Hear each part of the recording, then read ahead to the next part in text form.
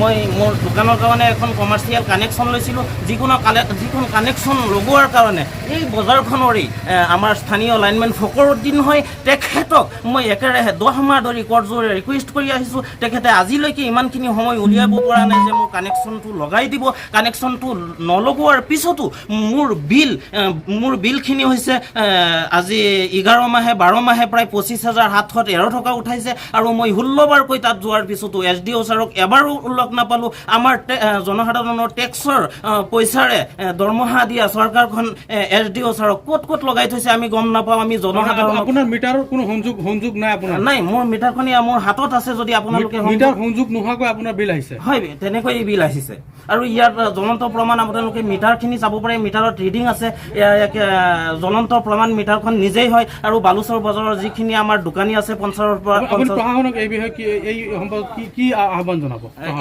প্ৰশাসনকে এই বিষয়ে আহ্বান জনাম যে প্ৰশাসনে যাতে এইটো বিষয়ৰ ওপৰত এক চূড়ান্তভাৱে তদন্ত কৰে, তদন্তৰ APTCLক চূড়ান্ত তদন্তৰ আওতাত আনি যাতে হাৰাশাস্তি বন্ধ কৰিব লাগে, এনেকুৱা হাৰাশাস্তি বন্ধ কৰিব লাগে। আৰু আমি ৰাইজে যাতে ইমানখিনি মাধমাৰৰ পৰা বাচি থাকিব লাগে, ইমান মাধমাৰ আমাক সোধাব নোৱাৰে, সেইটো আমি প্ৰশাসনক আহ্বান জনাম।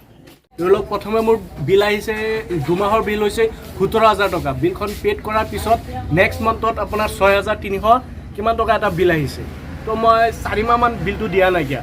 নিদিয়াৰ লগে লগে আপোনাৰ মিটাৰটো খোলা আছে, তথাপি প্ৰত্যেক মাহতে বিলটো আহি আছে। এতিয়া আমাৰ লোকা আদালতৰ পৰা নটিচ আহিছে 32,300 কিমান টকা ওলাই গ'ল বিল। এতিয়া কওক, আমি হ'লোঁ সাধাৰণ জনতা, আমাৰ কষ্ট কৰি খোৱা মানুহ, গতিকে ইমান টকা যেন দিম এইটো কোনো পধ্যেই নিদিওঁ, প্ৰথম কথা। আৰু ছেকেণ্ড কথা হ'ল আপোনাৰ যিটো APTCL ইলেক্ট্ৰিচিটি বৰ্ডৰ যিবিলাক মানুহ আছে, সেইবিলাক মানুহৰ গাফিলতিত বা কিবা কাৰণত বিলটো আহিছে, সেইটো যেন আমি দিম, আমি কেতিয়াও নিদিওঁ। আপোনাৰ ঘৰৰ আছিলে নে দোকানৰ আছিলে?